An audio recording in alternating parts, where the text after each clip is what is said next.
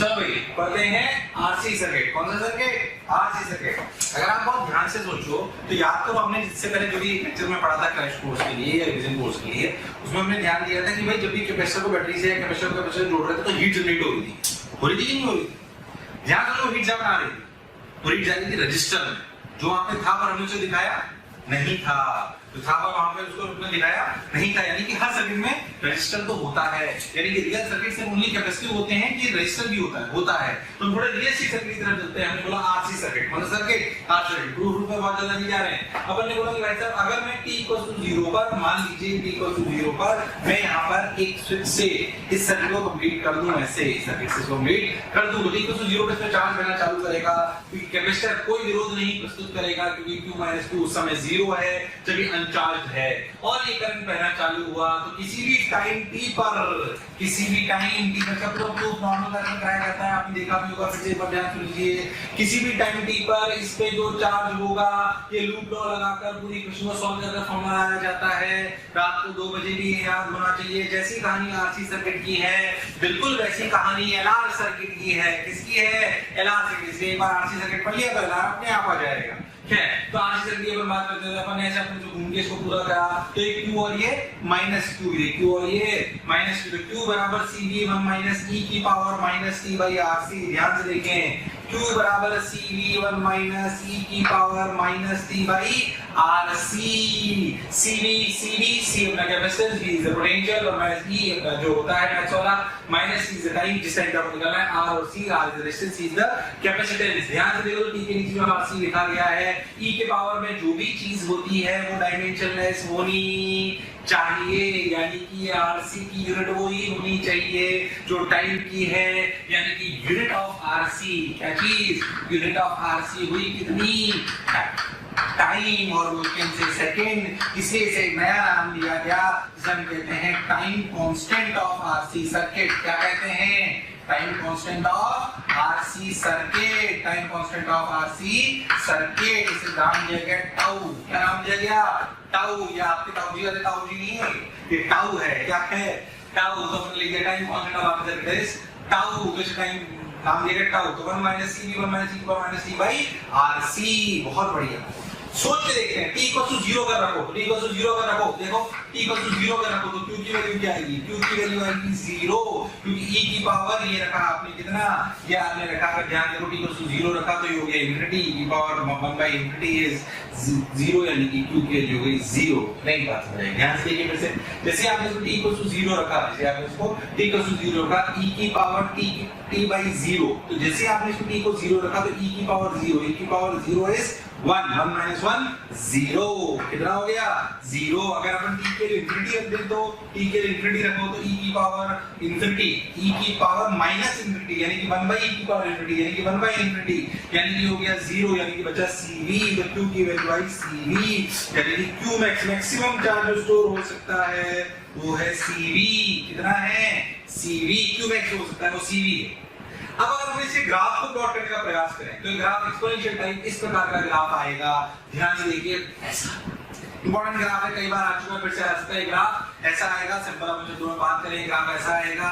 एक time constant का क्या मतलब है कि अगर मैं t की वैल्यू 1 टाइम कांस्टेंट रख दूं, यानी कि 1/r रख दूं, तो ये हो जाएगा 1 - 1/e, यानी कि e - 1/e, यानी कि 2.7 - 1/2.7, यानी कि 1.7/2.7 लगभग आएगा 0.63। यानी कि एक टाइम कांस्टेंट में क्या हम 63% चार्ज अचीव कर सकते होते हैं, जो फाइनली हमें अचीव करने में शायद अनंत समय लगेगा, उसका 63% क्या सिर्फ हम इतने एक टाइम कांस्टेंट में ही कर लेते हैं। ये आरसी हमें बताता है, टाइम कांस्टेंट हमें अंदाजा लगाता है कि कितनी जल्दी हमारा कैपेसिटर चार्ज होगा, कितना जल्दी हमारा कैपेसिटर चार्ज होगा, ये अंदाजा देता है। टाइम कांस्टेंट कम मतलब टाइम कांस्टेंट की वैल्यू कम, यानी जल्दी चार्ज हो रहा है, और टाइम कांस्टेंट ज्यादा मतलब टाइम ज्यादा ले रहा है चार्ज होने में। तो चार्ज का फॉर्मूला आ गया। ऐसे अगर आप बहुत ध्यान से देखो तो आपको समझ में आएगा कि भाई करंट का फॉर्मूला, करंट क्या लिखेंगे? dq/dt। dq/dt लिखेंगे तो क्या आएगा? v/r की पावर माइनस t/rc। उसका ग्राफ अगर बनाए तो देखो करंट t = 0 पर कितना है? Maximum v/r। t = 0 पे कैसा है? v/r maximum. क्या ये घटते अनंत पर 0 हो गया? हाँ। एक टाइम कांस्टेंट में इसकी वैल्यू आएगी 0.37 I0। ग्राफ याद होने चाहिए। मतलब अगर ध्यान से देखो तो t इक्वल टू 0 पे चार्ज होता है 0 जबकि करंट होता है मैक्सिमम, और ये कहानी उल्टी चलती है। समय के साथ चार्ज बढ़ता है और करंट घटता है। जब कैपेसिटर फुली चार्ज हो जाता है तो ये सर्किट ऐसा हो जाता है। यानी कि अगर मैं t इक्वल टू 0 पर सर्किट की कहानी करूं, t इक्वल टू 0 पर इस कैपेसिटर के अक्रॉस कोई पोटेंशियल नहीं है, चार्ज करंट बिल्कुल मैक्सिमम है, चार्ज बिल्कुल 0 है। यानी कि क्या मैं इस कैपेसिटर को एक सिंपल वायर की तरह बना सकता हूं और बैटरी को ऐसे बना सकता हूं, यानी कि क्या करंट V/R है और चार्ज 0 है। चार्ज 0 है तो कोई पोटेंशियल ड्रॉप नहीं है, यानी कि कैपेसिटर कोई पोटेंशियल ड्रॉप अपने अक्रॉस प्रोड्यूस नहीं कर रहा है। तो क्या हम बोल सकते हैं t इक्वल टू 0 पर it act as a simple wire. याद रखने वाली बात है, it act as a simple wire. कब? at t equals to 0 पर, at t equals to 0 पर it act as a simple wire। ऐसे t equals to infinity time पे अगर बात करी जाए तो अपना कैपेसिटर करंट को बहने ही नहीं देता, 0 कर देता है। यानी कि क्या वो मैक्सिमम चार्ज ले चुका होता है, यानी कि क्या करंट 0 हो चुका होता है। यानी कि क्या अपन बोल सकते हैं capacitor act as a open circuit। Capacitor act as a open circuit। कैसा circuit? Open circuit. Capacitor act as a open circuit। t equals to कब? इंफिनिटी पर। t equals to infinity. याद रखने वाली बात कि जब भी ऐसे आरसी सर्किट के सवाल आए तो capacitor act as a plain wire or simple wire at t equals to 0 and at t equals to infinity it act as a open circuit. It act as a open circuit. बिल्कुल इसकी उलट कहानी होगी किसमें? Inductor में। याद है ना अभी से?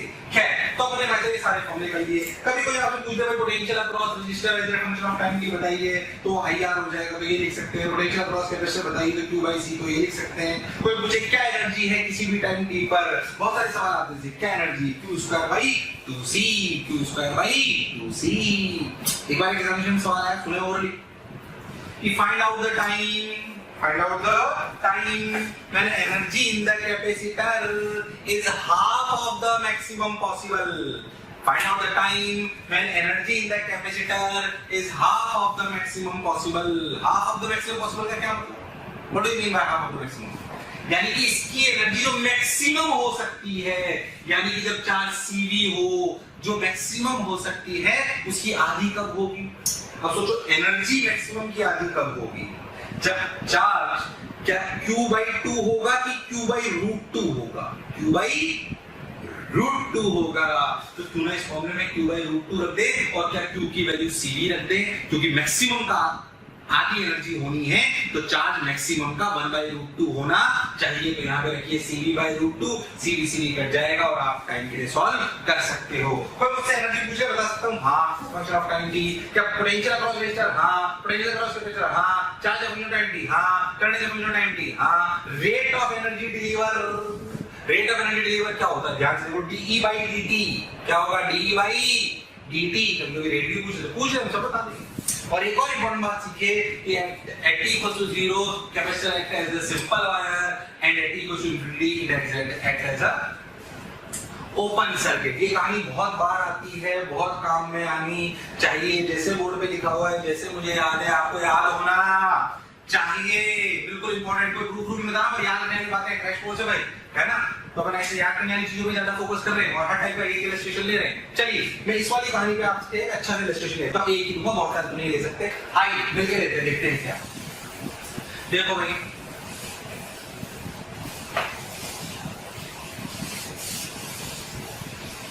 देखिए किस तरह के सवाल आते हैं मैं आपसे पूछता हूँ। जैसे मान लीजिए पहले मैं आपसे एक सिंपल सा सवाल पूछता हूँ कि भाई मान लीजिए इस तरीके से सर्किट है कि भाई जो मैंने पढ़ा सिंपल आपसे सर्किट, और जो कहानी मैंने सुनी थी कि t equals to 0 capacitor act as a plain wire, वो कहानी से सवाल बहुत सारे बनते हैं। कैसे वो मैं आपको बताऊं। देखो यहाँ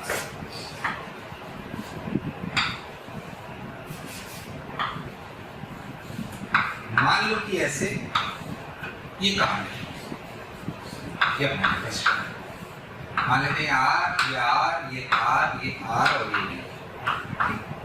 अब कोई आपसे मैं इसी सवाल से बहुत सारी चीजें सिखा दूंगा आपको। और इसी सवाल से आपसे कोई पूछ ले कि बताइए इस सर्किट में मान लीजिए लीजिए कि करंट I1 है, ये करंट I2 है, ये करंट I3। कोई आपसे पूछ ले कि बताइए t इक्वल्स टू 0 पर और t इक्वल्स टू इंफिनिटी पर ये I1 I2 I3 की क्या वैल्यू, करंट है का सवाल, I1 I2 I3 की क्या वैल्यूज है t equals to 0 t equals to infinity पर। तो आपको जो मैंने सिखाया वो याद रखोगे क्या, t इक्वल्स टू 0 पर capacitor act as a simple wire. तो क्यों ना t इक्वल्स टू 0 का सर्किट ऐसे बना लिया जाए, कुपाच सिंपल प्लेन वायर, ये और ये सिंपल सर्किट बन गया। अब तो इसको निकाल लेते हैं, यहाँ से देखिए करते हैं, सॉल्व करना चालू कर देते हैं। यहाँ से देखिए ये R और R और ये R, तो R और R 2R और R 2R/3 और ये R और R कितना 2R और R 2R into R/3R, तो आया 2R/3 प्लस R 5R/3। तो करंट कितना बहा, V/5R/3 यानी 3V/5R यानी कि I1 की वैल्यू हो गई 3V/5R। तो सही बोले सर आप, बिल्कुल सही, एकदम कोई टेंशन नहीं है, बात में समझ में आ गई। तो 3V/5R अपना करंट आ गया, ठीक है। अब क्या करें, अब देखो ध्यान से ये R। अब अपने को ध्यान से देखो, तो अपने को ये निकालना है I1 और निकालना I2 और I3। आपको पता है I2 और I3 को डिवाइड करना कैसे आता है, अपन ध्यान से देख लेते हैं। I2 और I3 ध्यान से देखो, I2 is to I3 is 1/2R is to 1/R, यानी कि इसको अगर 2R से मल्टीप्लाई कर दें तो 1:2, यानी कि I2 is equals to 1/3 into total I, that is 3V/5R, यानी कि 3 ने 3 को मार दिया, यानी कि V/5R। और I3 की वैल्यू लिखी जाएगी 2/3 into 3V/5R। 3 को मान लिया, मतलब 2V/5R। चेक भी कर लेते हैं एक बार, जहां I2 यानी कि यहाँ पर रेजिस्टेंस है ज्यादा तो करंट है कम, तो I2 और I3 दोनों आ गए, तो लिख लिया गया V/I2 की वैल्यू V/5R और I3 की वैल्यू 2V/5R। ऐसे ही अगर मैं आपसे बोलूं कि t इक्वल्स टू इंफिनिटी पर, इस पर t इक्वल्स टू इंफिनिटी पर क्या होगा, तो क्या इस सर्किट को ओपन बना लिया जाए, मतलब इसको ऐसा कर लिया जाए, ऐसा करके ऐसा करके ऐसा करके ऐसा करके ऐसा कर लिया जाए और फिर ये ऐसे बना लिया जाए, तो R और ये ओपन हो गया। ओपन अगर हो गया तो इस वाले सेक्शन में कोई करंट जाना संभव नहीं है, यानी कि I3 की वैल्यू हो गई 0 और ये R तीनों हो गए सीरीज, यानी कि करंट रहा V/3R, यानी यहाँ पे भी V/3R और यहाँ पर भी V/3R। तो अगर कोई भी सर्किट में t इक्वल्स टू 0 या t इक्वल टू इंफिनिटी पे करंट पूछा जाए, क्या हम सब लोग बता सकते हैं? हाँ बिल्कुल बता सकते हैं, बिना किसी दिक्कत के। क्लैरिटी होनी चाहिए। चलो ये बात आपको समझ आ गई, पॉज करके देख लो एक बार, रोक लो अच्छे से, ठीक है। अब क्या करें, किसी सवाल में मान लीजिए कि कोई आपसे पूछ ले कि भाई Qmax क्या है, मतलब इस पर मैक्सिमम चार्ज क्या आ सकता है, Qmax बताइए। पहले बताओ कैपेसिटर मैक्सिमम चार्ज होता कब है, t इक्वल्स टू 0 पर कि t इक्वल्स टू इंफिनिटी पर, t इक्वल्स टू 0 पर कि t इक्वल्स टू इंफिनिटी पर, t इक्वल्स टू इंफिनिटी पर, t इक्वल्स टू इंफिनिटी पर, यानी कि हमें Qmax अगर निकालना हो तो उस सर्किट पे ध्यान देना चाहिए जो Qmax, जब Qmax आता है वो t इक्वल्स टू इंफिनिटी वाला सर्किट, मतलब इसमें। अब इसमें मैक्सिमम चार्ज क्या होगा सोच के देखो, इसमें मैक्सिमम चार्ज वो होगा जो क्या C इंटू यहाँ का पोटेंशियल होगा। अच्छा यहाँ का पोटेंशियल मान लेते हैं यहाँ 0 और यहाँ V डैश, क्या यहाँ V डैश है तो यहाँ भी V डैश है भाई, क्योंकि यहाँ कोई करंट बह नहीं रहा, यानी कि ये 0 तो ये 0 तो ये V डैश, क्या Qmax is CV डैश। अब सोच के देखो, जब मैक्सिमम चार्ज करंट टी को इंफिनिटी की बात हो रही है तो v डैश में इस वाले सेक्शन का कोई रोल नहीं है, पर v डैश निकाला जा सकता है। हाँ। अब सोचो ये r और r, ये r और ये करंट कितना v बाई 3r, तो क्या v डैश की वैल्यू होगी, ध्यान से देखिए, I इंटू 2r, यानी कि v by 3r into 2r, r ने r को मार दिया, यानी कि 2v बाई 3, कितनी 2v बाई 3, यानी कि qmax की value I 2cv by 3। qmax कैसे निकालते बोलो, समझ में आ गया? t इक्वल टू 0 पे करंट और मतलब t इक्वल टू 0 और t इक्वल टू इनफिनिटी पे करंट कैसे निकालते बोलो, क्लियर है? और t इक्वल टू इनफिनिटी पर qmax कैसे निकालते हैं वो भी क्लियर है। वो कितना आया 2cv बाई 3, कितना आया 2cv बाई 3। हाँ भाई ये बात तो सर समझ में आ गई, बढ़िया, अच्छे से डायरेक्टली से अपने समझ में आ गया। अब चलो एक स्टेज और आगे ले जाता हूँ। मैं तो कहता हूँ एक ही सेकंड में आप सारी बातें बता सर, qmax तो निकाल लिया, qmax को निकाल के रख देते हैं, qmax निकाला समझ में आ गया सबको, ठीक है। अब मान लो कि कोई आपसे पूछ ले कि भाई qmax की कितनी है 2cv बाई 3, आप समझो, कोई आपसे पूछ ले कि भाई मेरे को तो q as a function of time चाहिए, क्या फंक्शन है यहाँ पर, क्या यहाँ पे वाला फॉर्मूला देगा q बराबर cv पर माइनस c पर माइनस c बाई r? नहीं, वो तो सिंपल उस सर्किट के लिए था जिसमें एक r था और एक c था। ये थोड़ी अच्छी फॉर्मेट की बात कर रहे हैं, तो जब अच्छी फॉर्मेट में आ जाए तो भैया अच्छा ये r, अब क्या करें सर, इधर q as a function of time t कैसे निकालें, हमें फिर से पूरी वैसा ही प्रूव करना पड़ता है, ये है वो है। नॉर्मल बैच होता है तो पूरा एक साल वो करके भी बताते हैं। अभी शॉर्ट ट्रिक याद रखें, क्या याद रखें, शॉर्ट ट्रिक, अगर नहीं सुनी तो सुन लो, काम की बात है। शॉर्ट ट्रिक कैसे लिखते हैं, सुनो, q as a function of time t लिखा जाता है qmax into 1 minus e की power minus t by r equivalent into c, qmax 1 minus e की power minus t by r equivalent into c। अच्छा, यानी कि ये डायरेक्ट फॉर्मूला आता है। अब इसमें समझिए qmax क्या है, वो रहा, ठीक, qmax हम निकालना जान चुके हैं, qmax जो मैक्सिमम पॉसिबल चार्ज है, यानी कि ये इस वाले केस में वैल्यू 2cv by 3 होगी, हाँ, और r इक्वलेंट qmax का मतलब तो क्या हो गया, charge at infinity, charge at t equal to infinity, जो निकालना सीख चुके हैं। What is r equivalent? r equivalent is the equivalent about capacitor when we replace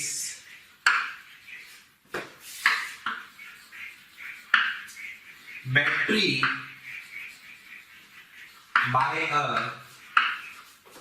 plain wire, ठीक है, तो बैटरी को इससे रिप्लेस कर देंगे प्लेन वायर से और इसके अक्रॉस रेजिस्टेंस निकालेंगे इस कैपेसिटर के अक्रॉस, मतलब ऐसे देखो,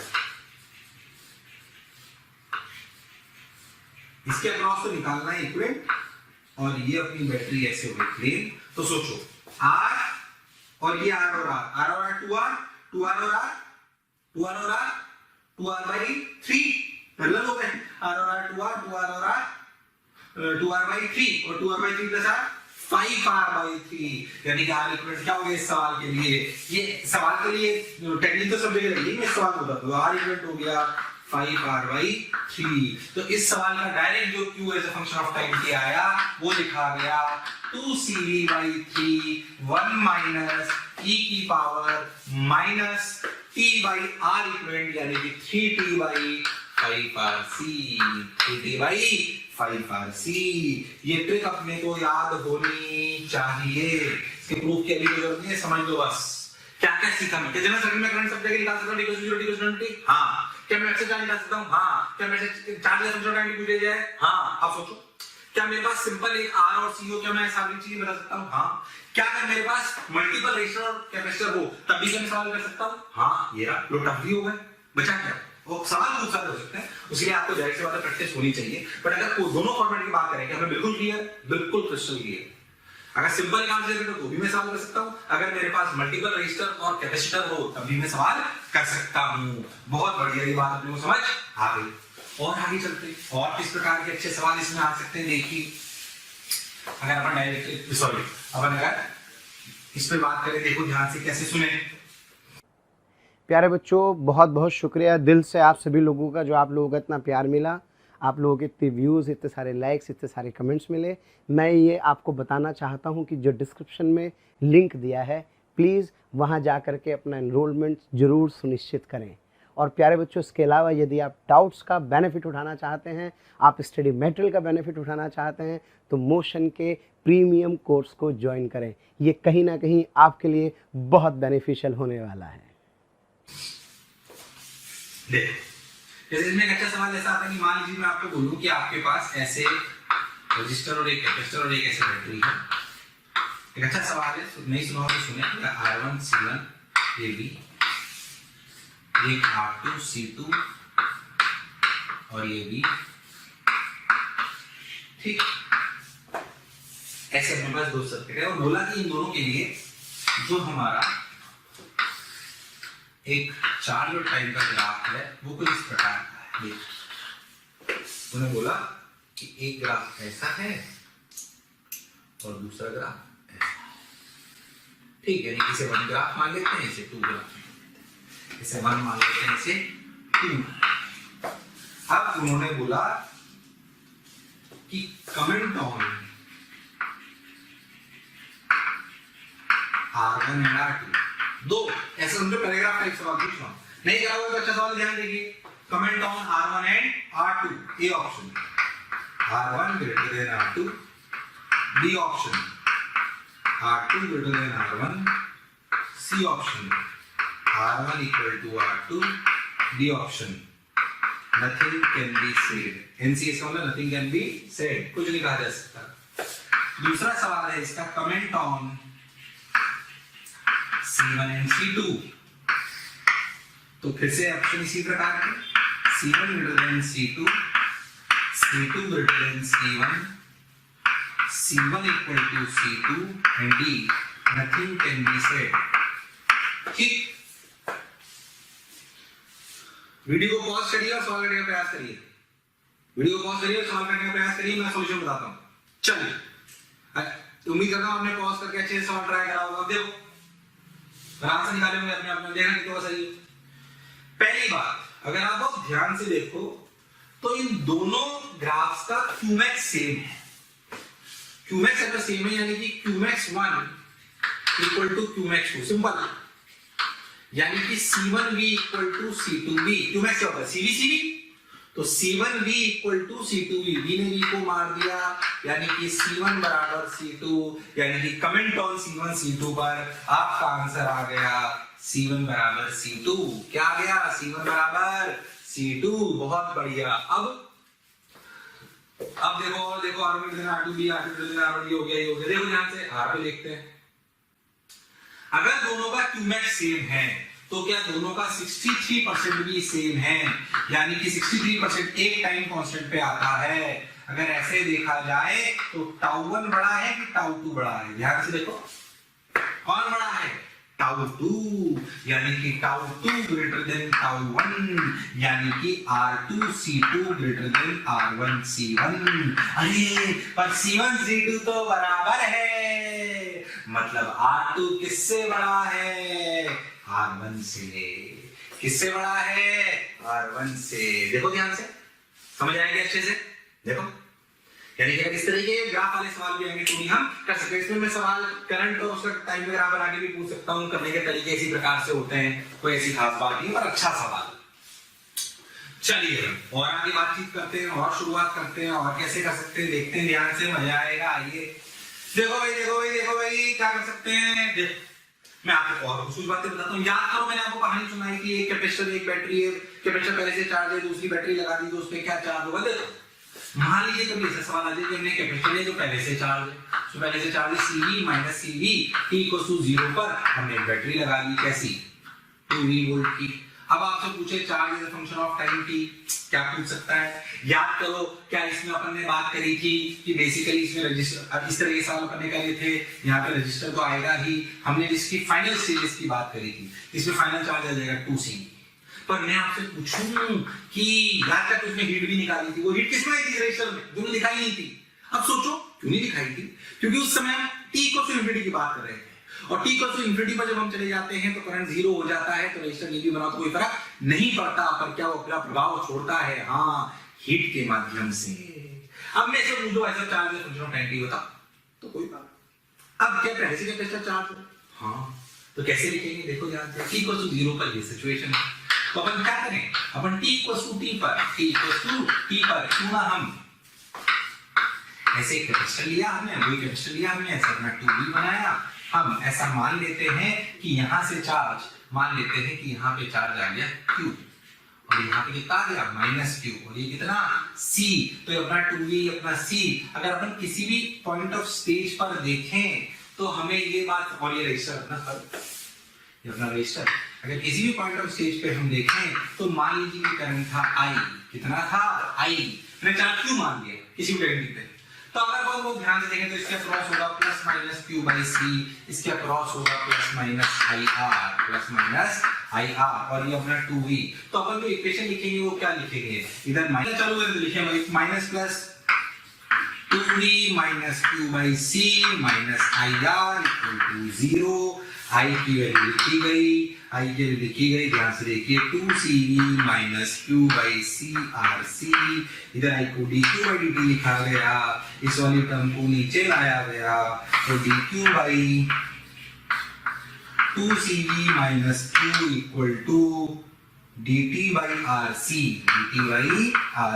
लिमिट लगा गई 0 to t, 4 लिमिट लगाई गई CV से Q, यहाँ पे इसकी वो आई माइनस, बिल्कुल सही, minus ln of 2CV minus Q, limit CV से Q equal to minus equal to t by RC, बिल्कुल सही। तो जब यहाँ पे Q रख दोगे तो ये बन जाएगा ln 2CV माइनस Q, 0 रखोगे तो बनेगा, सॉरी CV रखोगे तो बनेगा CV, कितना बनेगा CV, तो एक बार Q रखो फिर एक बार CV को रखो तो ये बन जाएगा, बिल्कुल सही बात है, equal to minus t by RC, तो 2CV minus Q equal to e की power minus t by RC, यानी कि Q की वैल्यू, CV की power minus t by RC, यानी कि Q की वैल्यू 2CV माइनस, यानी कि CV कॉमन आ गया, यानी कि 2 माइनस e की power minus t by RC। Check करते हैं, t इक्वल्स टू 0 पर ये वैल्यू 1 यानी कि 4 CV होना चाहिए, यानी कि सही है, यानी कि इस तरह की फॉर्मूला आ गया। क्या पुराने ही प्रोसीजर्स हैं, पर क्या मेरे से चार्ज वाले फंक्शन ऑफ टाइम की पूछ ले, क्या मैं कर सकता हूँ? हाँ कर सकता हूँ, बिल्कुल, क्या दिक्कत है लोगों को? तो अगर आप जैसे ग्राफ बनाना, ग्राफ भी बना सकते हैं, ऐसी कौन सी खास बात है? लो भाई थोड़ा सा एडवांस की तरफ भी जा रहे हैं, ऐसी बात नहीं है। तो चार्ज है, देखो CV से चार्ज चालू हुआ और कहां तक गया 2CV तक, तो इसका ग्राफ ऐसे एक्सपोनेंशियली ज्ञान अंतर देखो CV से चालू इस तरह का ग्राफ है। तो अगर कभी आपसे रिलेशन कैपेसिटर पहले से चार्ज और बैटरी के बारे में पूछ ले तो भी क्या हम निकाल सकते हैं? हाँ बिल्कुल निकाल सकते हैं, हमें बात समझ में आनी चाहिए। चलो और अलग टाइप की वैरायटी की बात बताता हूं, देखो ध्यान से, कैसे सुनो।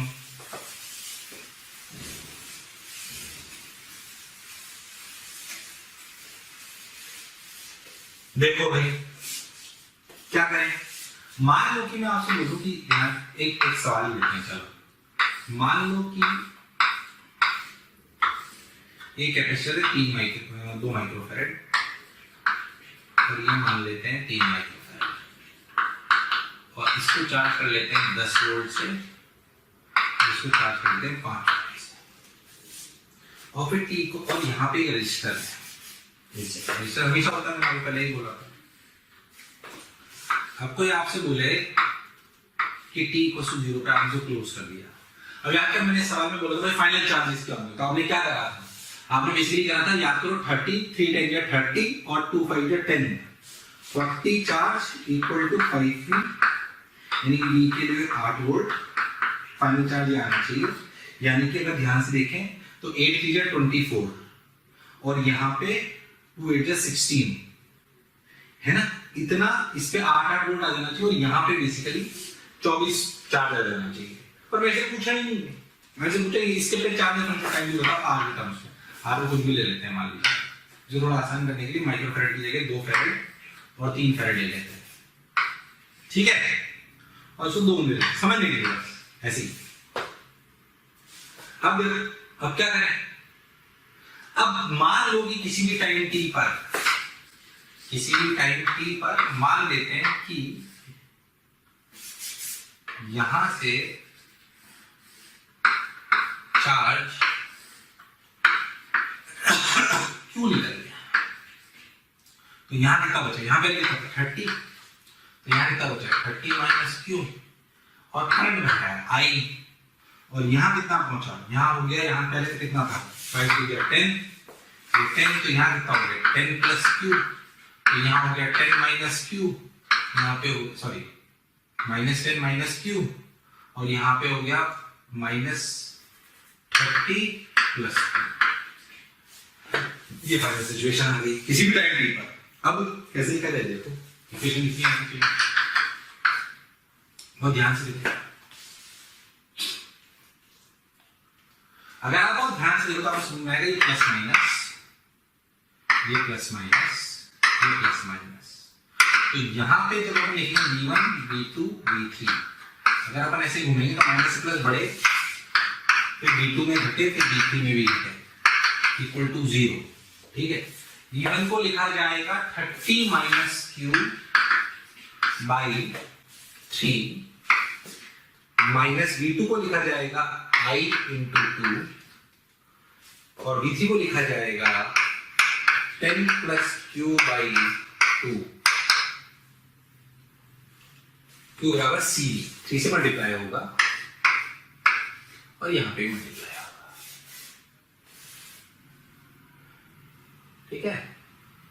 सॉरी v लिख रहे हैं ना अपन, तो v इक्वल टू क्या होता है क्यू बाई सी, तो 3 नीचे, यहां पे 2 ऊपर, इक्वल टू 0, ठीक है, equal to 0। 30 minus q by 3 minus 2 1 minus 10 plus q by 2, इन लोग क्लियर है सबको, एकदम अच्छे समझ में आया। अब सॉल्व कर लो ध्यान से, आई की वैल्यू क्या है, करंट है सीधी dq बाई dt, देखते हैं अगर कैलकुलेशन से करेंगे सबको सही मिलेगा, देखते हैं। मैं इनको रट के यहाँ तुम्हारे सामने सवाल कर रहा हूँ, 6 एलसीएम ले लीजिए, तो यहाँ पे जाएगा 60 minus 2q minus 12i minus 30 minus 3q equal to 0, सही लग रहा है। अब अपन लिखना चालू कर लेते हैं, देखो अपन लिखा 60 minus 30 minus 2q minus 3q minus 5q by 12 equal to i is dq by dt, so dq by 30 minus 5q equal to 12 by dt, sorry dq by 30 minus is dt by 12, limit समय 0 से t, समय 0 से q, समय 0 पर charge कितना, ये q मैंने charge phloem लिया है, इसलिए मैंने लिमिट में चार्ज 0 पे चार्ज फ्लोन कितना है 0, और समय t पे कितना है चार्ज q। अगर मैं अपन ने सबको सही करा होगा तो t को 0 पे q की वैल्यू 6 आनी चाहिए, क्योंकि अपना फाइनली आंसर 24 आना था इस पे, ठीक है। लिमिट लगा लेते हैं, -1/5 ln of 30 minus 5q upon 5 upon 30, उम्मीद करता हूँ आपको बात समझ में आएगी, डायरेक्ट लिख दिया है, इक्वल टू -1/5 को उधर ले गए तो -5/12, ठीक है। प्यारे बच्चों, बहुत सारे बच्चों के कमेंट आ रहे हैं ना कि आप इस टॉपिक पे वीडियो बनाइए, तो मैं बच्चों आपको बताना चाहता हूं कि ऐसा हो सकता है कि वो वीडियो ऑलरेडी चैनल में पड़ा हो। उसके लिए आपको करना क्या है कि मोशन के चैनल को सब्सक्राइब करना है और बेल आइकन को हिट करना है, जिससे आपके कोई भी नोटिफिकेशन मिस ना हो। हम कोशिश करेंगे कि आपकी जो डिमांड है मोशन परिवार पूरी करे।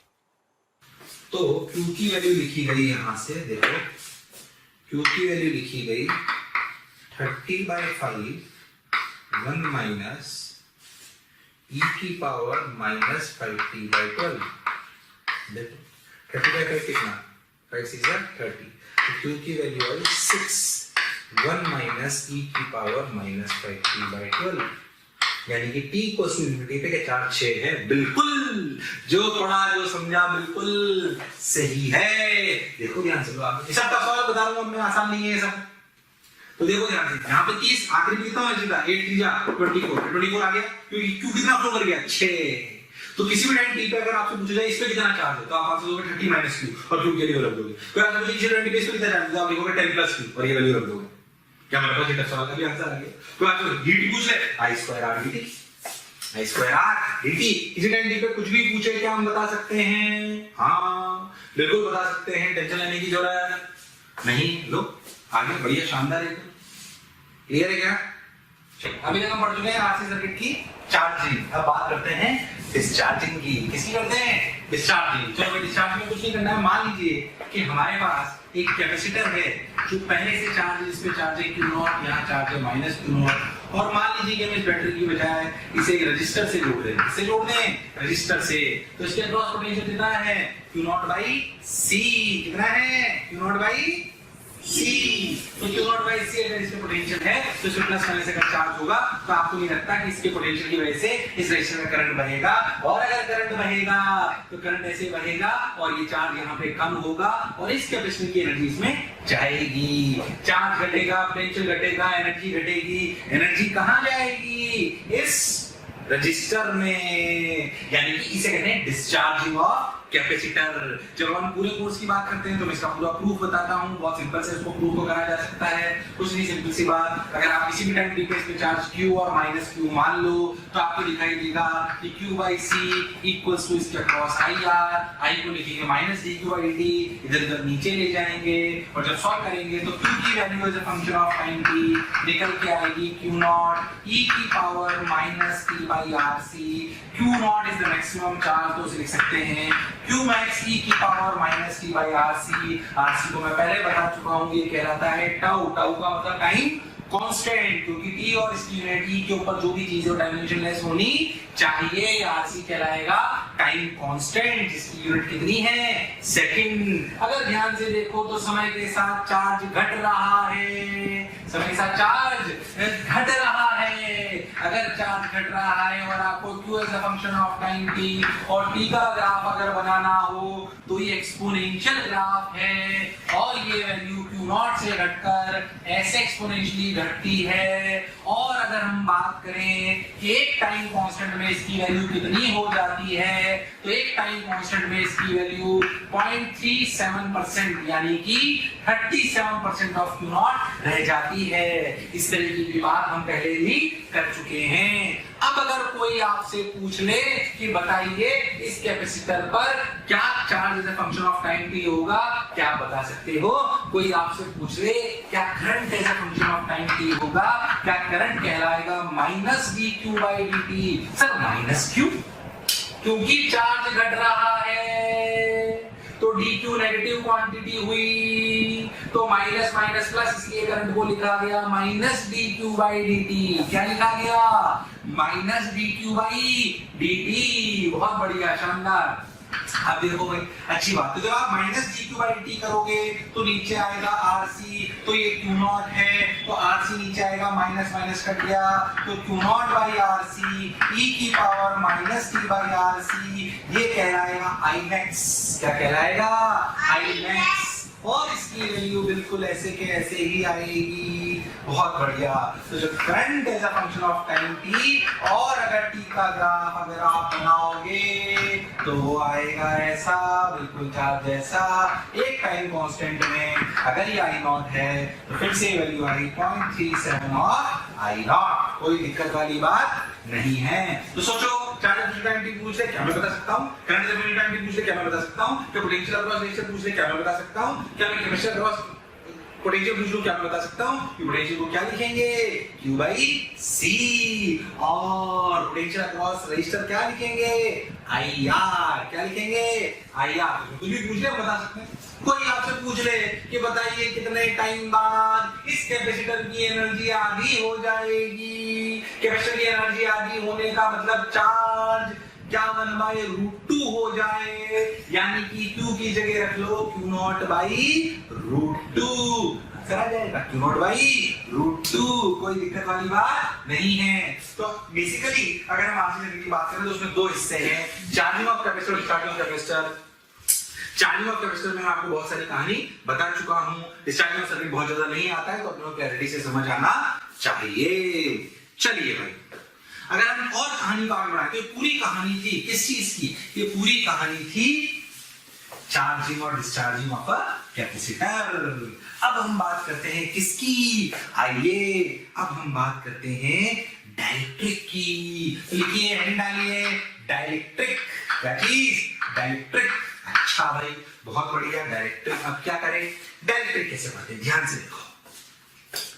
डाइलेक्ट्रिक अगर अपन ध्यान से देखें तो अगर हम बहुत ध्यान दें, मैं आपको समस्या बताता हूं, बहुत सिंपल सी समस्या। अभी आपने बर्नल प्लेट कैपेसिटर पढ़ा, सोचो यहाँ पे कैसे चार्ज होता है, plus plus plus plus plus, यहाँ कैसा होता है minus minus minus minus minus. बहुत बढ़िया, तो यहाँ प्लस प्लस प्लस और यहाँ माइनस माइनस माइनस, तो यहाँ पे प्लस सिग्मा और यहाँ पे माइनस सिग्मा। कोई दिक्कत वाली बात नहीं है। आप लोग बोल सकते हैं, जो भी तीनों मेरे सामने बैठे हैं, शर्माने की कोई जरूरत नहीं है। जैसे मैं बोलूं हाँ तो आपको बोलना है हाँ, जैसे मैं बोलूं ना वैसे बोलना है आपको ना। पहले बच्चे बताऊंगा मैं आपको आज के लेक्चर के आखिरी में मेरे सामने कौन तीन लोग बैठे हुए हैं। चलिए आइए, तो प्लस सिग्मा और माइनस सिग्मा, ठीक भाई, प्लस सिग्मा और माइनस सिग्मा। अगर आप ध्यान से देखो तो क्या ये माइनस सिग्मा वाला इस प्लस वाले को क्या अट्रैक्ट करेगा? हाँ, क्या ये वाला माइनस इसको ऐसे अट्रैक्ट करेगा? फोर्स, ये कहलाता है फोर्स बिटवीन द प्लेट्स।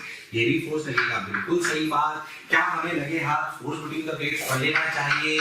बिल्कुल पढ़ लेना चाहिए। तो मैं अगर फोर्स बिटवीन द प्लेट्स की बात करूं तो आपको ध्यान से समझ में आएगा। ये बात यहीं पे अपन समझ सकते हैं, हालांकि आगे भी पढ़ सकते हैं, पर क्योंकि अपन क्रैश कोर्स पढ़ रहे हैं तो यहीं पे समझ लेते हैं। ध्यान से देखिए कि फोर्स बिटवीन द प्लेट्स कितना होता है। देखो भाई, देखो भाई, देखो भाई, ये plus plus plus plus plus plus, ये माइनस माइनस माइनस माइनस, ये प्लस सिग्मा और ये माइनस सिग्मा। बहुत बढ़िया। क्या ये माइनस प्लेट की वजह से प्लस वाली प्लेट पर लगने वाली इलेक्ट्रिक फील्ड का मैग्नीट्यूड कितना है? अगर मैं बात करूं इस पर कितना फोर्स लग रहा है, तो क्या फोर्स लिखा जाएगा इस प्लेट पर लगने वाला चार्ज, यानी कि sigma into A into electric field produced by minus sigma, produced by minus sigma. यानी कि अगर ये माइनस सिग्मा की बात हो रही, इसमें टोटल इलेक्ट्रिक फील्ड नहीं है, ध्यान दें। कैपेसिटर नेट इलेक्ट्रिक फील्ड कितनी होती है बीच में? कितनी होती है? Sigma by epsilon not. कितनी होती है? Sigma by epsilon not. पर एक प्लेट की वजह से कितनी होती है? Sigma by 2 epsilon not. अब सोचो यहां पर क्या आएगा, सिग्मा बाई एप्सिलॉन नॉट की सिग्मा बाई 2 एप्सिलॉन नॉट? यहां पर आएगा सिग्मा बाई 2 एप्सिलॉन नॉट। क्यों? क्योंकि फोर्स बराबर QE में E is the electric field due to all the other charges except Q। मतलब ये E लिखा जाएगा माइनस सिग्मा की वजह से, टोटल इलेक्ट्रिक फील्ड नहीं लिखी जाएगी। मतलब sigma into A by sigma by 2 epsilon naught, मतलब sigma square by 2, sigma square by 2 epsilon naught into A is the formula for force between the two plates, between the two plates। जितना force ये plate इस पर लगाएगी, क्या उतना ही force ये plate भी इस पे लगाएगी? बिल्कुल। अगर ये फोर्स की अपन ने बात कर ली, ये अपने को फॉर्मूला याद होना चाहिए। अब इस फोर्स में बहुत सारी बातें आ सकती है। आप मुझसे ये पूछ सकते हैं कि ऐसे आपने स्प्रिंग लगा ली, बताइए कितना फोर्स हो, कितना इनोवेशन स्प्रिंग के अंदर हो, तो दिस फोर्स बराबर kx। There are so many mechanics problems जो इसके साथ अटैच करी जा सकती है। तो क्रैश कोर्स से बहुत ज्यादा डिटेल में मैं नहीं जा रहा हूं, पर ये फॉर्मूला आपको पता होना चाहिए। तो एक बार वीडियो को स्टॉप करके इसको देख लो, ठीक है? मैं कहानी को आपको सोचो कि अगर दो कैपेसिटर प्लेट्स है जिसके अंदर हम एनर्जी स्टोर करते हैं, जिसके अंदर हम एनर्जी स्टोर करते हैं, क्या उनके बीच में फोर्स होता है? हाँ। अब सोचो कि अगर ऐसे दो प्लेट हैं, उनको छोड़ दूं ऐसे तो चिपक जाएंगे।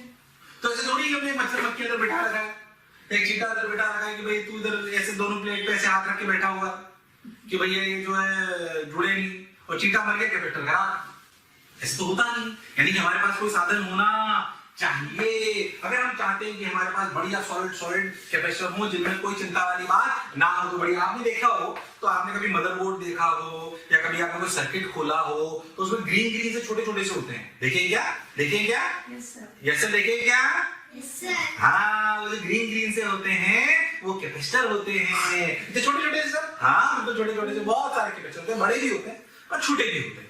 तो बढ़िया सॉलिड होते हैं, बहुत सारे लोग खराब भी नहीं होते, मतलब बढ़िया रॉक सॉलिड होने चाहिए। Here comes the use of what?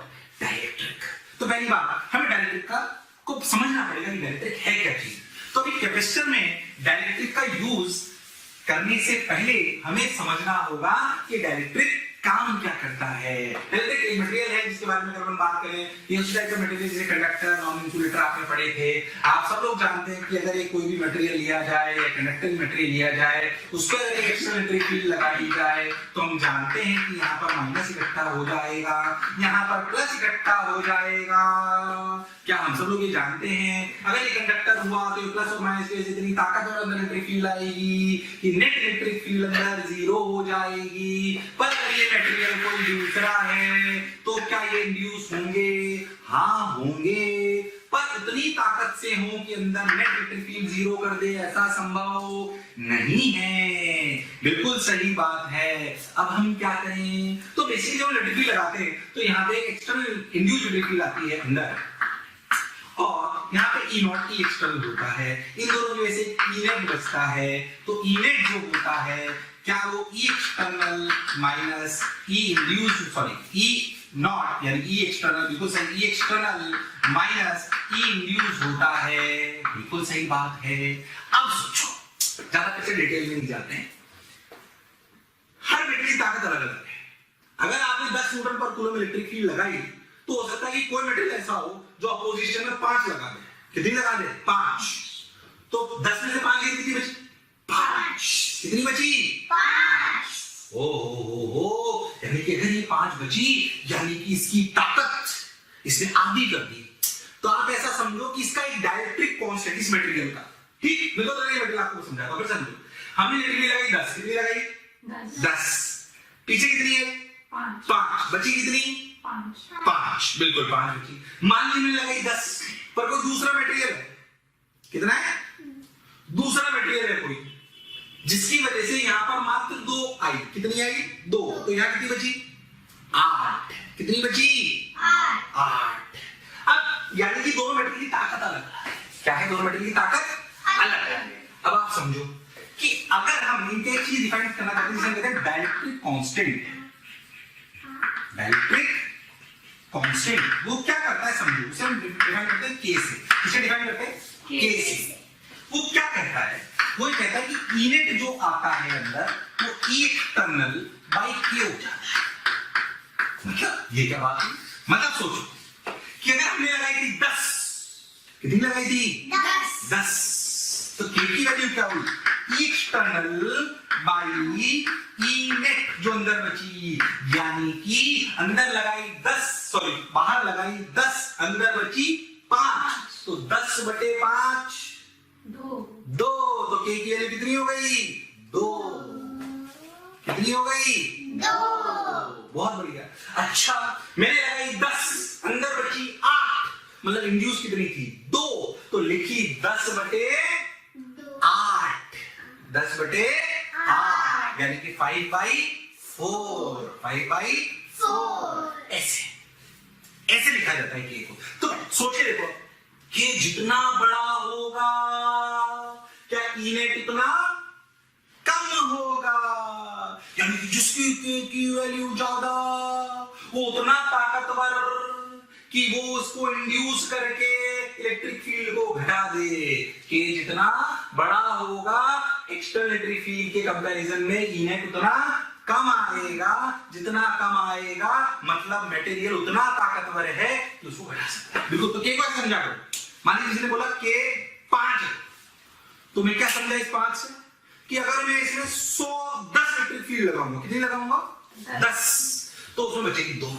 अगर आपको हमारे वीडियो पसंद आ रहे हैं तो आप उसको जरूर से जरूर लाइक एंड शेयर करें। उसके पीछे बेसिक लॉजिक ये है कि बहुत सारे ऐसे बच्चे हैं जिनके जो ये चीज़ें नहीं अभी अडॉप्ट कर पा रहे हैं ईजिली, उन तक ये सारी चीज़ें पहुंच जाएं। इसके लिए हम आपसे बोल रहे हैं इसको लाइक एंड शेयर करें। कितनी बचेगी? 2।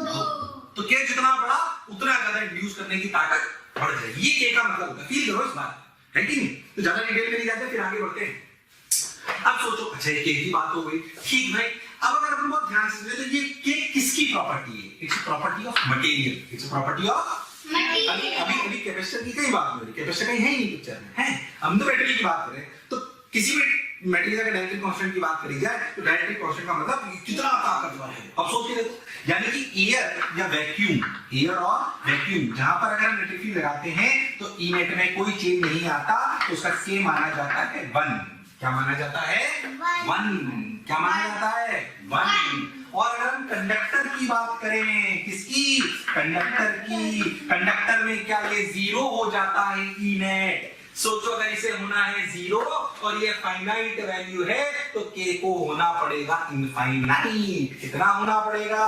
इनफाइनाइट। मतलब कंडक्टर का के इनफाइनाइट और ये 1, बाकी सारे मटेरियल इसके बीच में, 1 से लेकर इन्फिनिटी में। ये जो बीच वाले मटेरियल होते हैं इन्हीं को हम डाइलेक्ट्रिक के रूप में यूज में लेते हैं। अब हमें फायदा कैसे होता है वो मैं आपको बताता हूं, ध्यान से। अब देखो, मटेरियल की बेसिक बात समझ आ गई डाइलेक्ट्रिक की। अब देखो ध्यान से, अब क्या करें? अब देखो भाई, और देखो भाई, अब अगर तुम बहुत अच्छे समझे तो हमें बात समझ में आती है कि भाई अगर हमें कैपेसिटर बनाना है, क्या बनाना है हमें? कैपेसिटर। अगर हमें कैपेसिटर बनाना है तो हम कैसे बनाएं? सोच के देखो, मैं आपको बताऊं। क्या करो आप कि आप ना मान लो कि आप ऐसे एक कोई भी ऐसे डाइलेक्ट्रिक मटेरियल ले लो ऐसे, ठीक? कोई भी ये मान लो डाइलेक्ट्रिक मटेरियल, ठीक? इस डाइलेक्ट्रिक मटेरियल को इधर से इस पे कंडक्टिंग कोटिंग कर दो और इधर से भी इस पे कंडक्टिंग कोटिंग कर दो। अब सोचो कंडक्टिंग कोटिंग कैसे बिहेव करेगी? प्लेट की तरह। ये भी बिहेव करेगी प्लेट की तरह और बीच में बन जाएगा क्या? मटेरियल। आपको नहीं लगता है बढ़िया एक सॉलिड टुकड़ा बन गया एकदम शानदार? अब जो तोड़ने वाला कोई भी नहीं है, थोड़ी प्लेट चिपक जाएगी। तो पहली बात ऐसे कैपेसिटर बनाया जाता है कि डाइलेक्ट्रिक मटेरियल लेते हैं, उसकी दोनों फेसेस पर कंडक्टिंग कोटिंग कर देते हैं जो प्लेट्स की तरह बिहेव करती है और आसानी से इस काम को कर देते हैं। बढ़िया सॉलिड, रॉक सॉलिड एकदम कैपेसिटर बनता है बिना टेंशन के। So basically what we get? We will get a conducting material with a dielectric, ऐसे बढ़िया डाइलेक्ट्रिक शानदार। हो और ऐसे ध्यान से देखो, अगर हम इस पे थोड़ा सा गैप छोड़ा ताकि मैं आपको समझाता हूं। अब सोचो, मान लो कि आपका कैपेसिटर जिसमें हमारा डाइलेक्ट्रिक पूरा भरा हुआ है, हमने यहाँ पे पहचान लिया प्लस सिग्मा, यहाँ दिया minus sigma, plus plus plus plus plus plus plus plus plus minus minus minus minus minus minus minus minus, ये बीच में डाइलेक्ट्रिक भरा हुआ है ऐसे। क्या इसकी वजह से एक्सटर्नल इलेक्ट्रिक फील्ड होगी? सोच के देखो, ये एक्सटर्नल कितनी हो गई? मटेरियल पे जो लग रही है वो हो गई सिग्मा बाई एप्सिलॉन नॉट। इसकी वजह से यहाँ पे इंड्यूस हुआ minus minus minus minus minus sigma I, यहाँ पे इंड्यूस हुआ plus plus plus plus plus plus sigma I. क्या इसकी वजह से यहाँ पे इलेक्ट्रिक फील्ड घट गई? हाँ, तो जो नेट इलेक्ट्रिक फील्ड आई वो नेट इलेक्ट्रिक फील्ड क्या आई? ई एक्सटर्नल बाई के, ई एक्सटर्नल बाई के, यानी कि sigma by epsilon not into के। बहुत बढ़िया, यानी कि अपनी ये value I sigma by epsilon not into के। अच्छा, के क्या है? Dielectric constant. अच्छा, अब देखो एक और बात, ये समझ आ गई मेरी बात। अगर हम कैपेसिटेंस की बात करें तो कैपेसिटेंस क्या होता है? ध्यान दो, कैपेसिटेंस होता है Q बाई V। क्या होता है? Q by V। V क्या है? Potential difference. क्या पोटेंशियल डिफरेंस को लिखा जा सकता है? E into D, that is the separation between the two plates, that is sigma by epsilon naught into K into D, that is V। V को sigma by epsilon into K, इसको उठाकर यहाँ पर रख दो। Q को रख सकते हैं sigma into A, sigma into A by sigma into D by epsilon naught K। Sigma ने सिग्मा को मार दिया, आंसर आया है epsilon naught K A by D। तो आंसर आया K epsilon naught A by D। क्या पहले फॉर्मूला हमने epsilon naught A by D पढ़ा था? अब क्या K epsilon naught A by D आया? सोच के देखो, K क्या 1 से बड़ा था? 1 से इनफिनिटी के बीच में, यानी कि पहले से जो K है अब बड़ा हुआ आया 1 से, यानी कि ये कैपेसिटेंस क्या एप्सिलॉन A by D से बढ़ गई। क्या ये भी एक फायदा है? पहला फायदा डाइलेक्ट्रिक लगाने का, क्या इसने हमारे को दोनों प्लेट्स को सपोर्ट दे दिया? क्या इसने कैपेसिटेंस को बढ़ा दिया? So two major reasons why, वैसे तीन एक और बताऊंगा, पर two major reason why we use electric this, इसमें कोई दिक्कत वाली बात नहीं है। इसका एक और रीजन वो भी आपको समझाता हूं। आओ ये अपने देखो ध्यान से।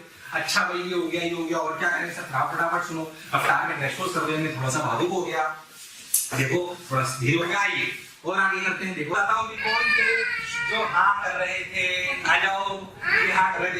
एक बंदर ये रहा, एक बंदर ये रहा। आज उन्होंने भी कैपेसिटी बढ़ा है। हेलो बोलो सबको, बोलो बेस्ट ऑफ लक। आप सभी एग्जाम में पास हो जाओगे। ढंग से बोलो, बच्चे बहुत सारे। तो हम समझ गए डायरेक्ट्रिक का बेसिक रोल क्या है। उसकी दो मेजर बातें जो हम समझ चुके हैं वो ये थे कि भाई कैपेसिटर का एक मेजर यूज तो सपोर्ट देता है, और दूसरा यूज जो आया वो आया कि भाई वो कैपेसिटेंस बढ़ा देता है। एक और बात जो मैं आपको बताना चाहता हूँ जो डायरेक्ट्रिक के रूप में फायदे की होती है, मैं समझाना चाहता हूँ कि कई डायरेक्ट्रिक मटेरियल ऐसे होते हैं जिनकी डायरेक्ट्रिक स्ट्रेंथ अभी डायरेक्ट्रिक स्ट्रेंथ क्या होती है मैं आपको समझाता हूँ। डायरेक्ट्रिक स्ट्रेंथ ज्यादा होती है एयर से। डायरेक्ट्रिक स्ट्रेंथ क्या होती है समझो कि जब हम किसी भी मटेरियल पे, जैसे मटेरियल इसको इलेक्ट्रिक फील्ड लगाते हैं, तो इलेक्ट्रिक फील्ड लगाने की वजह से आप ऐसा समझो कि इसको जो भी प्लस माइनस पोलर हैं, ऐसे नहीं होते हैं, उसको इधर फोर्स लगता है और इधर फोर्स लगता है। इस फोर्सेस की वजह से इन पे क्या फोर्स लगता है, और इन फोर्सेस की वजह से भले नेट फोर्स जीरो है, पर क्या ये इसमें स्ट्रेस डेवलप करते हैं? क्या ये लिमिट तक ही ये स्ट्रेस झेल पाएंगे?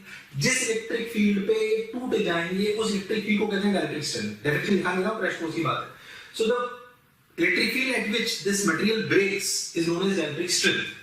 ठीक, तो डायरेक्ट्रिक स्ट्रेंथ कहलाती है। अब यहाँ मटेरियल अलग होती है, किसी की ज्यादा किसी की कम होती है।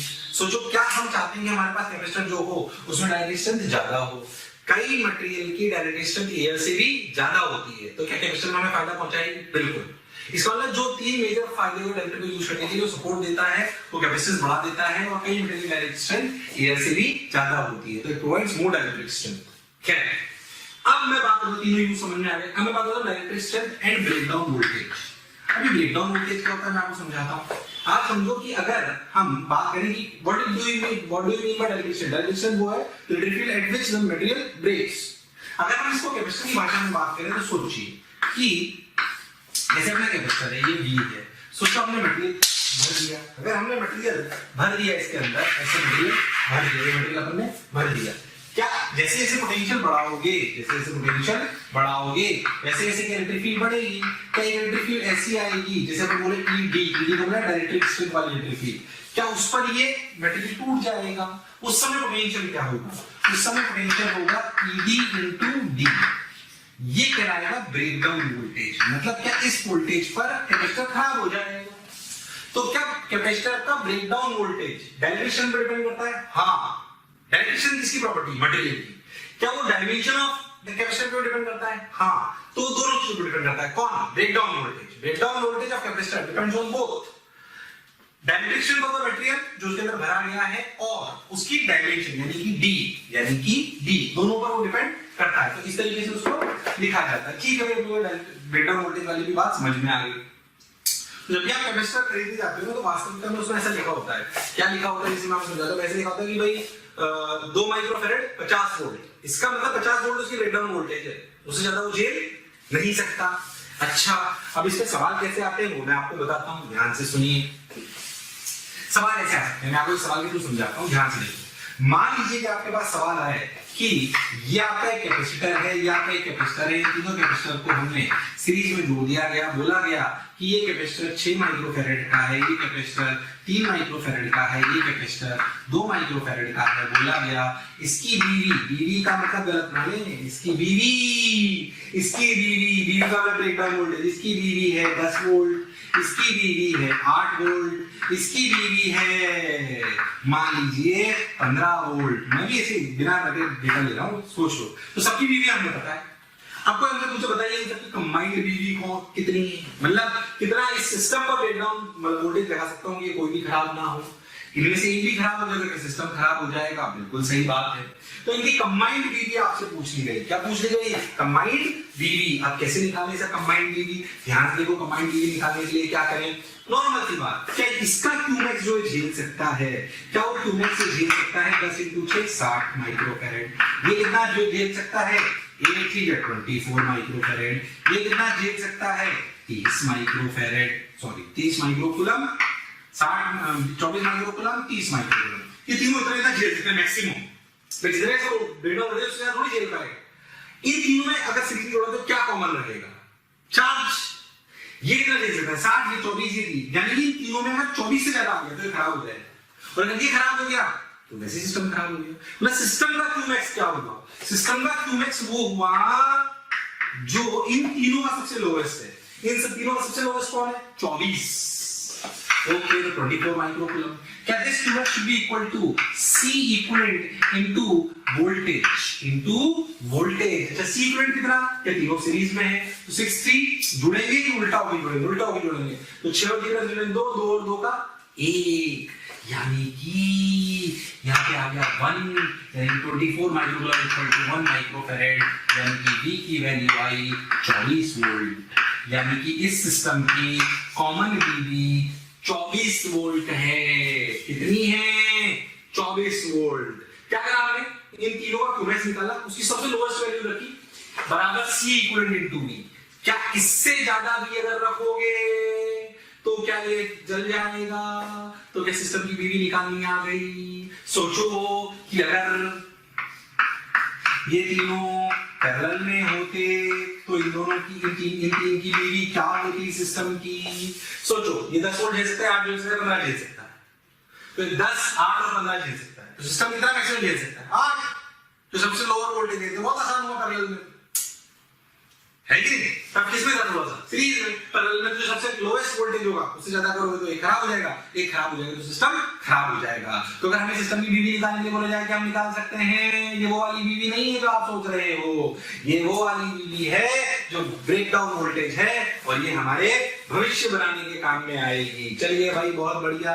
अब क्या करें? और आगे चलते हैं डाइलेक्ट्रिक में। डाइलेक्ट्रिक में हम ब्रेकडाउन वोल्टेज समझ गए, हम ये समझ गए, हम वो समझ गए। यहाँ कोई और अच्छी सी बात समझाता हूँ जो आपको समझ में आना चाहिए। इस पे अच्छा सवाल वीडियो से समझने का प्रयास करो। जैसे मान लो कि तुम्हें एक कंपनी ऑर्डर दे कि भाई मुझे 2 माइक्रोफैरेड के या मुझे C कैपेसिटेंस के कैपेसिटर चाहिए, ठीक है, और उनका ब्रेकडाउन वोल्टेज V होना चाहिए। अब इस जैसे हम लोग कैपेसिटर बोलते हैं कि 10 माइक्रोफैरेड का कैपेसिटर होना चाहिए और उसकी ब्रेकडाउन वोल्टेज 100 होना चाहिए। ऐसे मुझे 1 लाख कैपेसिटर बना के भेजो। अब तुम कंपनी बनाने वाली हो, तुम्हारे पास एक मटेरियल है जो स्टॉक में रखा हुआ है, उसका डाइलेक्ट्रिक कांस्टेंट है K और उसकी ब्रेकडाउन डाइलेक्ट्रिक स्ट्रेंथ है PD। मटेरियल दो चीजें फिक्स होती है। आपके कंपनी में फिक्स मटेरियल है तो K भी आपके पास फिक्स है और ED भी आपके पास फिक्स है। आपके पास ऑर्डर आया कि भैया मुझे ऐसे कैपेसिटर चाहिए जिनकी कैपेसिटेंस ये हो और ब्रेकडाउन वोल्टेज भी हो। 5 मान लो, 100 मान लो, 10 मान लो और 100 मान लो, और 1 लाख ऑर्डर चाहिए। तू क्या सोचेगा? कैपेसिटर बड़ा बनाऊं, छोटा बनाऊं? छोटा बनाऊं। लॉजिकल, छोटा बनाएंगे तो कन्वीनियंट टू ट्रांसपोर्ट होगा, कहीं यूज भी आसानी से हो सकता है और हमारे पैसे भी कम लगेंगे और मैं खाना भी कम बना सकता हूं। कैपेसिटेंस होती है epsilon K epsilon A by D। अब सोच, अगर कैपेसिटेंस फिक्स है, K फिक्स है, एप्सिलॉन फिक्स है, तो A by D का रेशो फिक्स है। यानी कि A by D का क्या फिक्स है? रेशो फिक्स नहीं है। अब अगर मुझे कैपेसिटर छोटा करना है तो A भी छोटा कर लो और D भी छोटा कर लो। तो जितना छोटा करते जाओगे कैपेसिटर छोटा होता जाएगा। पर हमारे साथ ये भी कंडीशन है कि भैया ब्रेकडाउन वोल्टेज V होना चाहिए। V बराबर क्या होता है? ED into D। यानी कि अगर मुझे V ब्रेकडाउन वोल्टेज रखना है तो D की वैल्यू कम से कम इसके बराबर होनी चाहिए। यहाँ पे आपको अगर कैपेसिटर छोटा करना है तो A भी छोटा करो, D भी छोटा करो, A भी छोटा करो, पर D से छोटा नहीं कर सकते। इससे छोटा अगर D कर दोगे तो ब्रेकडाउन वोल्टेज इससे कम हो जाएगा। मतलब क्या ये D मिनिमम है? तो क्या A minimum by D minimum आ गया? कितना? A minimum by D minimum के लिए होगा C by K epsilon naught. तो यहाँ से A मिनिमम निकल आया। क्या कहानी अच्छे से समझ आई है? इससे कम एरिया का और इससे कम दूरी का कैपेसिटर बनाना संभव नहीं है, पर ये मिनिमाइज करने का तरीका है। ये बहुत इंपॉर्टेंट बात है जो आपको समझ में आनी चाहिए फायदा की, ठीक है। चलिए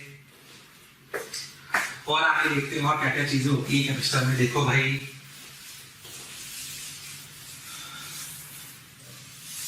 और देखो हम ये पढ़िए और देखो डायरेक्ट्रिक में जो इनमें और जो बहुत तरह के सवाल आते हैं मतलब मल्टीपल वाले। तो अगर मान लीजिए आपका कैपेसिटर फॉर्मूला के प्रूफ ही बता रहा हूं, मान लीजिए आपका कैपेसिटर ऐसे बड़ा हुआ है और यहाँ पे डायरेक्ट्रिक है और ये थिकनेस T है और ये दूरी D है, तो जो इसका कैपेसिटेंस का फॉर्मूला आता है वो आता है C बराबर epsilon naught by D minus T plus T by K। ध्यान से देखें, epsilon naught A by D minus T plus T by K। D is the total thickness, T is the ये thickness, T by K, K इसका डायरेक्ट्रिक constant. याद होना चाहिए formula. इस फॉर्मूले में एक बात और ध्यान दें, इसकी डायरेक्ट्रिक जो भरा हुआ है पार्शियली, जो पार्शियली भरा हुआ है, अभी जब एप्सिलॉन K बाई D निकाला था वो पूरा भरा हुआ है। अगर पार्शियली फिल्ड कैपेसिटर तो ऐसा फॉर्मूला आता है, ठीक है, आसानी से। अगर मल्टीपल हो तो भी आप लिख सकते हो। कैसे, ध्यान से देखो, ऐसे अगर आप भर लो कि ये ऐसे K1 K1 K1 K2 K3 K4 बहुत सारी चीजें हो सकती है, तो ऐसे आप भर लो K1 K1 ये T1 ये T2 ये T3। तो इस फॉर्मूले को ऐसे लिखा जाता है जनरली, देखो C equals to epsilon naught A D minus sigma of Ti plus sigma of Ti by Ki। और एक इंपॉर्टेंट बात है कि ये डायरेक्ट्रिक कहाँ रखा हुआ है, ये x पे ये फॉर्मूला डिपेंड नहीं करता। आपको ये याद होना चाहिए, प्रूफ में नहीं जा रहे हैं, रिवाइज कर लीजिए, ढंग से याद होना चाहिए अगर ऐसे पार्शियली फिल्ड हो तो, ठीक है। एकदम सब लोग ध्यान रखेंगे, बहुत बढ़िया। चलिए भाई और आगे चलते हैं। देखो और क्या करें, इधर देख, इधर देखो, ये कहानी हो गई, ये कहानी हो गई। अब जैसे आपसे कभी कभी पूछा जाए कि मान लीजिए ऐसा सिस्टम हो कि ऐसे कैपेसिटर हो, ऐसे भरे हुए हो, ऐसे ऐसे ऐसे ऐसे ऐसे K1 K2 और ये एरिया A दूरी D दोनों बराबर हैं, बताइए सीरीज की पैरेलल है, क्योंकि दिस इज इक्वल टू ऐसे C1 और C2 क्या बात समझ आती है, दोनों सीरीज में हैं। अगर ये ऐसे की बजाय ऐसा होता तो भी क्या आप K2 K3 को ऐसे C1 C2 C3 को क्या पैरेलल में लेके कर सकते थे। मेरे हिसाब से आपको ये बात समझ में आ रही होगी इनको कैसे करा जाता है, ठीक है। ऐसे इस वाले सवालों में जो गलती कभी कभी करते हैं वो मेरे हिसाब से आपको आते होंगे, नहीं आता तो एक बार देख लीजिए। इन वाले सवालों में जो सवाल गलती करते हैं वो ऐसा है कि अगर आपका ऐसा कोई सवाल हो, यहाँ भरा है K1, यहाँ भरा है K2, यहाँ भरा है K3, यहाँ भरा है K4, तो ये हो गया C1 C2 C3 C4। अब डाउट ये है कि भाई ये दोनों पहले सीरीज ले लो, यानी कि ऐसे सीरीज ले लो, देखो ध्यान से, ऐसे C1 C2 सीरीज और C3 C4 series, C1 C2 C3 C4। ये सर्किट सही है कि ऐसा भी तो सोच सकते हैं कि C1 और C3 पैरेलल और फिर C2 और C4 पैरेलल। क्या ये दोनों सही है? नहीं, इसमें ये सही है और ये गलत है। ध्यान देने योग्य बात, ये सही है और ये गलत है। तो ये सही है और ये गलत है। ये क्यों गलत है? जब आपने इन दोनों को पैरेलल माना तो आपने मान लिया कि ये वाली पोलर इक्विपोटेंशियल है, ये कंडक्टिंग प्लेट नहीं है, ये इक्विपोटेंशियल ऐसा कोई जरूरी नहीं है, ये दोनों सेम पोटेंशियल पर ऐसा जरूरी नहीं है। इन दोनों का मिलकर पोटेंशियल, दोनों मिलकर पोटेंशियल सेम है, क्योंकि ये कंडक्टिंग प्लेट है, कंडक्टिंग प्लेट है, इसलिए ये इक्विपोटेंशियल है, इक्विपोटेंशियल है। ये बीच वाली लाइन इक्विपोटेंशियल ऐसा कोई जरूरी नहीं है, तो ये वाला पोर्शन गलत है। इस बात का ध्यान रखोगे। अब इनमें कई तरह के सवाल आते हैं, इनका पोटेंशियल वेरिएशन, ये वेरिएशन आनी चाहिए आपको, जो क्लासेस में हम पढ़ते हैं। और मेरे हिसाब से लिखिए, ये इंपॉर्टेंट बात थी जो आपको ध्यान होनी चाहिए। चलो और देखिए भाई और क्या क्या है, और बात करते हैं।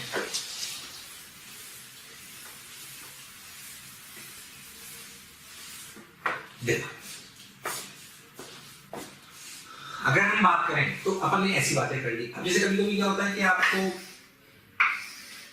ऐसे, मैं बताता हूं, बता रहा हूं, मैं पूरा सॉल्व नहीं कर रहा। ऐसे आपको बोला जाए कि आपका K वेरी कर रहा है, वेरिएबल K की बात कर रहा है, ठीक है। जैसे K आपका वेरिएबल कर रहा है मान लीजिए, तो K वेरी करने के दो तरीके हैं, या तो ऐसे ऐसे आपका पूरा पूरा दे रखा है, या तो X के साथ वेरी करे या फिर वो Y के साथ। अगर k as a function of x vary कर रहा है तो आप क्या करें, इसको सॉल्व करने के लिए आप ऐसे x पे जाएं, dx की एक स्ट्रिप लें, इस स्ट्रिप का ऐसे dc लिखें, जो कि ऐसे लिखा जाएगा एप्सिलॉन नॉट, इसका एरिया कितना है देखो ये, अगर ये लेंथ इसको स्क्वायर मान लें और ये l है तो लिखा जाएगा l dx upon l dx into k as a function of x upon ये मोटाई कितनी जो भी आप लेना चाहो d, ठीक है ठीक। और इसको ध्यान रखो ऐसे सभी कैपेसिटर कैसे हैं पैरेलल, तो इसे इंटीग्रेट कर लें, पूरा सॉल्व नहीं करो क्या कर लें इंटीग्रेट, सब कर लेना डायरेक्ट इंटीग्रेट हो जाएगा, देखो इंटीग्रेशन करेंगे 0 से लेकर जो भी ये दूरी दे रखी है।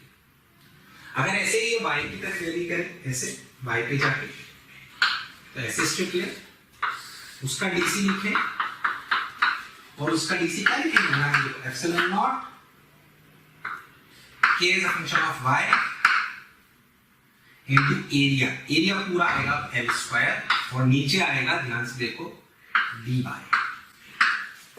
अब ऐसे सभी कैपेसिटर क्योंकि सीरीज को हमें सीधा जोड़ेंगे कि उल्टा करके, तो लिखा जाएगा 1/c equivalent equals to integration of 1/dc। मैंने रफ्तार में बताया पर आप सोचो बहुत टफ सवाल होगा ये, अगर ऐसे x के साथ वेरी करें तो भी मैं सवाल कर सकता हूं, y के साथ वेरी करें तो भी मैं सवाल कर सकता हूं, ऐसे वेरिएबल अगर हो तो आप ऐसे डायरेक्ट्रिक को सॉल्व कर सकते हो बिना किसी दिक्कत के और बिना किसी टेंशन के। चलिए ठीक, ये वाली पूरी कहानी हो गई। तो अपन ने वेरिएबल पूरा पढ़ लिया, अपन ने ये पूरा पढ़ लिया, अपन ने ये पूरी चीजें पढ़ ली। ऐसे ही मैंने आपको बताया था, ध्यान से देखो आप अच्छे से, मैंने आपको एक चीज पढ़ाई थी, फोर्स between plates, तो force between plates at constant potential, वैसे प्रूफ की कोई आवश्यकता नहीं है, याद रखें कि अगर ऐसा कोई पोटेंशियल है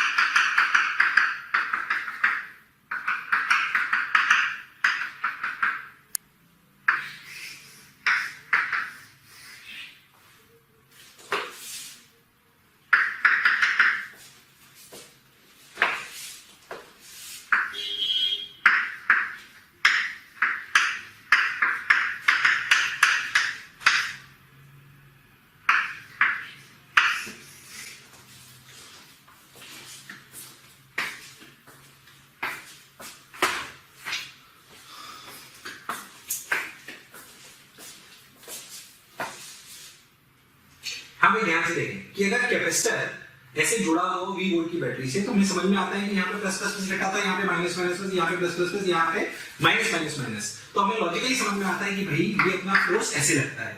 इस फोर्स के लिए पूरा प्रूफ करने के बाद ये आती है रेड वाली क्रैश फोर्स की बात हो रही है। नॉट V, V क्या है ये वाली width, K minus 1, K is इसका negative constant, V square in potential 2D constant आती है वैल्यू, क्या आती है ये वैल्यू कांस्टेंट। इसमें कई प्रकार के सवाल आ सकते हैं। अगर हम डायरेक्टर को बिल्कुल यहाँ से बाहर से छोड़ दें, सोचो यहाँ से बिल्कुल बाहर से, ऐसे मानो डायरेक्टर को बाहर से छोड़ दें, सोचो आप ऐसे ये भी वोल्ट, ठीक। अगर आप इसको बिल्कुल बाहर से छोड़ दो इसको, तो ये अट्रैक्शन की वजह से अंदर आएगा, ये फोर्स कांस्टेंट है।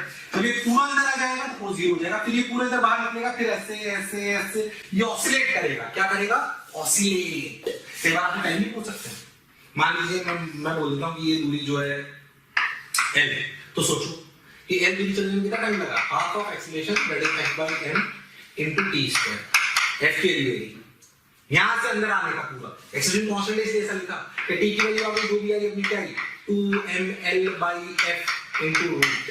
सोच यहां से लेकर यहां तक आने का ये टाइम, फिर इतना ही बाहर लगा सिमेट्री से, फिर इतना ही लगा, तो सोच टाइम पे टोटल हो जाएगा 40। अच्छा टफ सवाल है, ऐसे बहुत सारे बता सकते हैं। यहाँ पे पुली पे लटका देते हैं, फिर पूछते बताओ मास कितना होगा, इक्विलिब्रियम रहे तो फोर्स बराबर mg।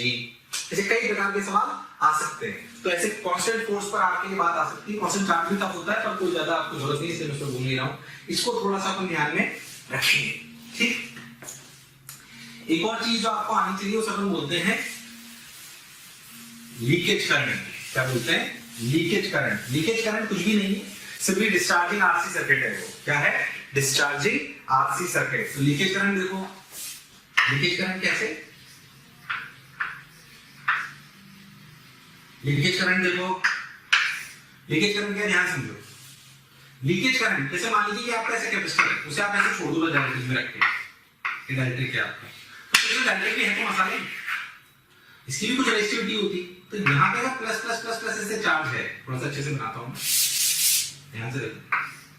जब मैं कैपेसिटर ऐसे, ये ऐसे ऐसे ऐसे, ये अपन ने ऐसे लगा दिया, तो मैंने ऐसे लगा दिया plus plus plus plus plus plus, minus minus minus minus, ये अपन ने ऐसे कर दिया, ये अपना माइनस माइनस माइनस माइनस, ये अपना प्लस प्लस प्लस। ठीक है, अब सोचो क्या इसके अक्रॉस अगर हमने q नॉट चार्ज लेके चार्ज करके छोड़ दिया, तो सोचो देखो है तो ये भी मटेरियल ही, इसके अक्रॉस के पोटेंशियल डेवलप नहीं हो गया। अब इसी रेशियो मान लो रो है, ठीक, होरिजोनल कांस्टेंट के, तो अपने आप डिस्चार्ज करंट के अंदर ऐसे बहने लगेगा। ऐसे सोचो इसके अक्रॉस पोटेंशियल है मटेरियल, करंट बहने लगेगा, इसे बोलते हैं लीकेज करंट। क्या बोलते हैं? Leakage current. सोच के देखो जो पोटेंशियल इसके अक्रॉस है वो इसके अक्रॉस भी, आपको नहीं लगता है ऐसे इक्विवेलेंट हो गया? ठीक, इसके इक्विवेलेंट हो गए। सोचो जो डिस्चार्ज कर रहा है, अरे हाँ, तो इसकी कैपेसिटी कितनी है? S0 K/A/D, और जो रेजिस्टेंस है वो कितनी है? सोचो रो L कितना, सोचो D, ये वाला D by A, ये हो गया। तो डिस्चार्जिंग आरसी सर्किट हो गया। तो leakage current is nothing but discharging RC circuit है। यहां तक डिस्चार्जिंग आरसी सर्किट में करंट होता था Q0 by RC e की पावर -c by RC। अब सोचो इसमें RC क्या है? RC के लिए रो D by A into epsilon naught K by D। तो A ने A को, D ने D को मार दिया, तो रो epsilon K, ये प्योर मटेरियल पे डिपेंडेंट आती है। ठीक है, तो leakage current is nothing but discharging RC circuit. Confuse नहीं होना। Thank you.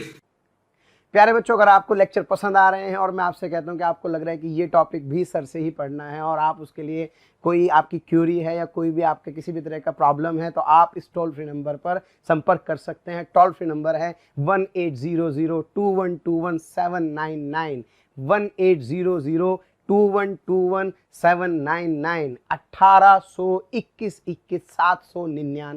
18002121 799।